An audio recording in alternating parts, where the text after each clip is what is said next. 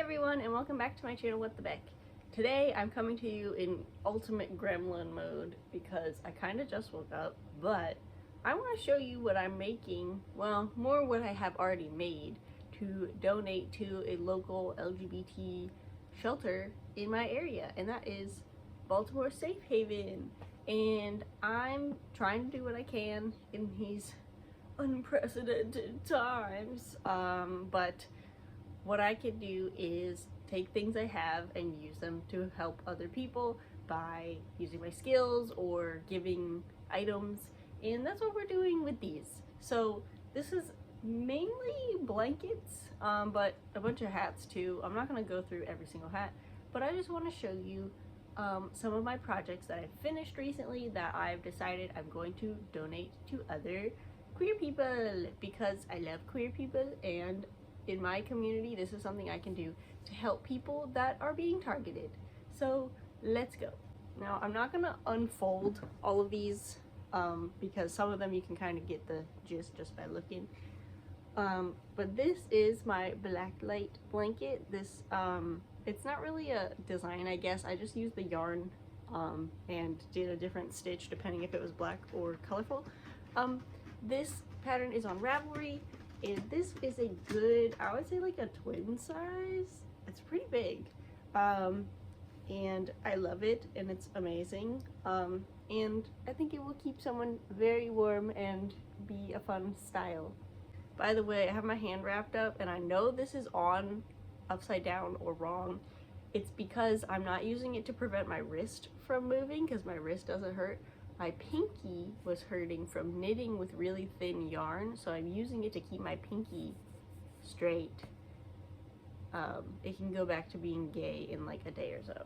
Okay, next up I have this one. This is Fluidity by Lindsay George, and I had this one pretty much done up until these granny stitches at the edge here, and I kind of was like, I don't want to make it that much bigger so it could be a baby blanket, because guess what, gay people have babies too.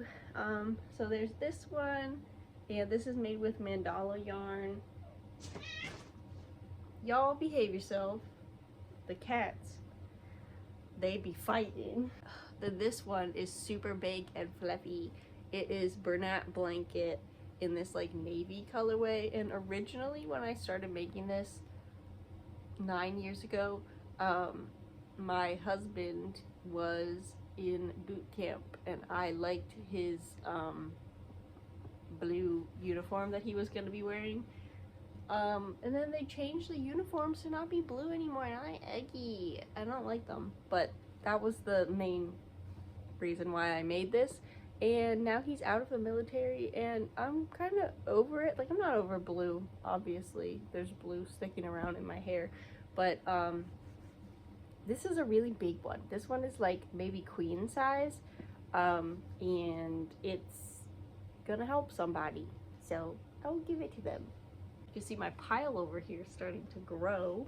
Next, this one was a scrap yarn project. I did this one in 2022 because I had so much scraps and I didn't want them anymore, so I made a bunch of squares. This one was fun. I remember working on this in the lead up to me getting married, and all the squares are different obviously because it's scraps, but you can get the vibe here. They're all kind of colorful. I think I tried to do either light to dark or dark to light with the color scheme. And then some of them are like this one here is like rainbow order, sort of. And just use up my scraps. And scraps are full of love because you've used them for other projects that you fill with love, and it's still in there. So you should use your scraps. And this is full of so much love for some gay person that wants it, and they can have it, and it will keep them warm. I just love that concept of like, I put my gay little hands all over every single centimeter of this yarn, and now you get to have it and have the love on you. Next up, you might recognize this one if you watch my everything I made in January video, which honestly I kind of fell off of keeping track of what I've been making, but I can go back in my archives because I think I have kept everything I've made in the past month or so is not listed yet, and if it is listed, I know I have a picture. If it's not listed, it's in a bucket so I can get a picture of it. I can do a roundup for February. I should probably do that after this one. But basically, oh, this one just fell open. I'm gonna have to refold this. This is all Lion Brand homespun yarn. Some of it is the thick stuff and some of it is the regular stuff, and I did a wave pattern just to use it up. There's some green, there's some brown, there's some tan. I think this is more of a subtle design, you know, compared to the last one. But someone will like it and someone will enjoy it, and it will keep them warm. It is actually a really nice texture. If you can stand working with the yarn, it's worth it because it feels nice. But that was the other thing with this, is that I would always see scraps of homespun yarn at Scrap Be More, and then I got them, and then I supported the nonprofit with my money, and then I turned it into this, and then I can support queer people with the blankie.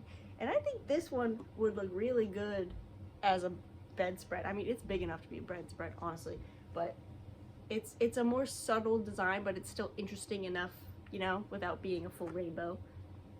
So there's that one. And then the last blanket over here, which I think I showed in my January video. I don't remember, honestly, because everything after January has been a big blur, and I've only just been trying to get from one day to the next day, and then the next day, and then I'm only thinking of 1 hour at a time, and I look at the clock and 5 hours have gone by, and I've crocheted a whole bag, and things are still getting worse, but I can help people. So this is the Power design from Lindsay George. This is another thing where I had it started. Honestly, my mom kind of tricked me into making this because she said, oh, that's such a pretty design.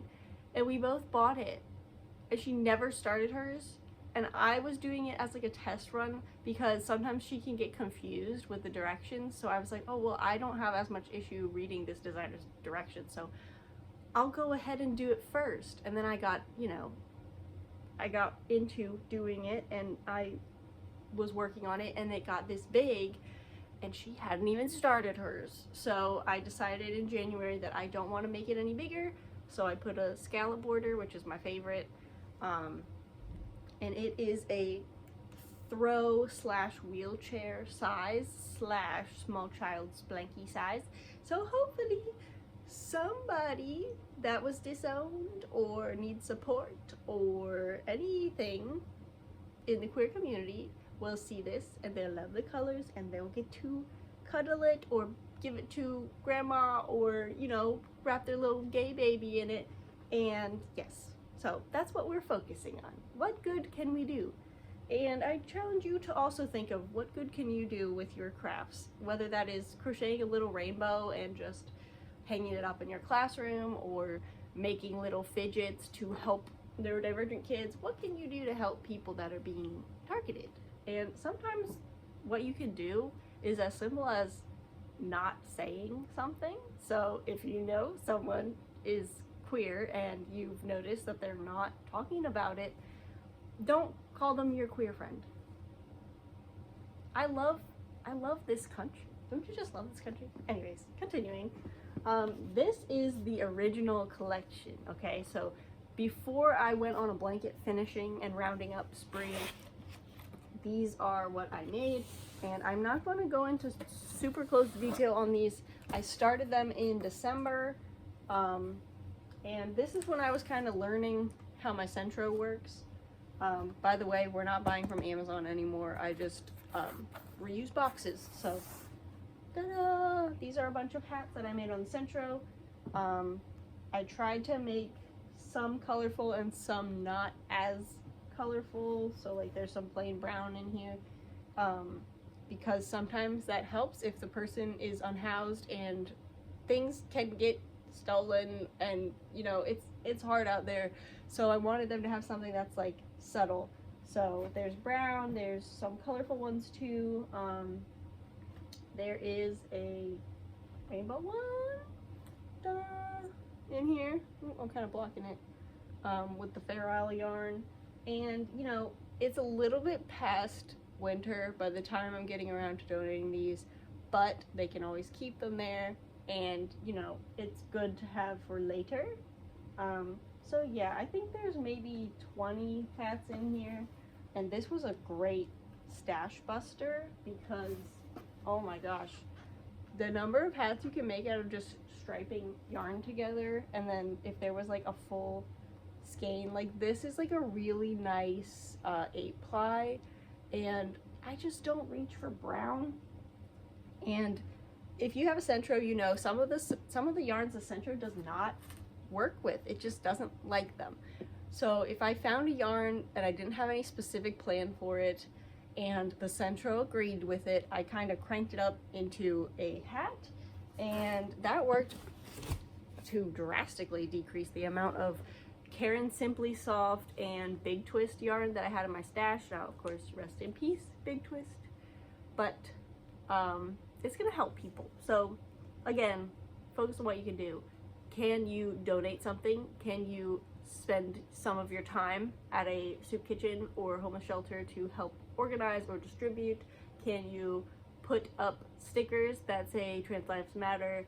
Can you cover up bad stickers? Maybe with, I don't know, gay unicorns? You know, think of what you can do, because you can do something. You don't have to just sit around. And while you're sitting around, don't feel bad, because rest is part of resistance. And if you're sitting, you might be crocheting or knitting, so that's also good. Your mental health is also important, so keep an eye on that. And yeah, I'm gonna run off and donate these, and I will see y'all in my next video.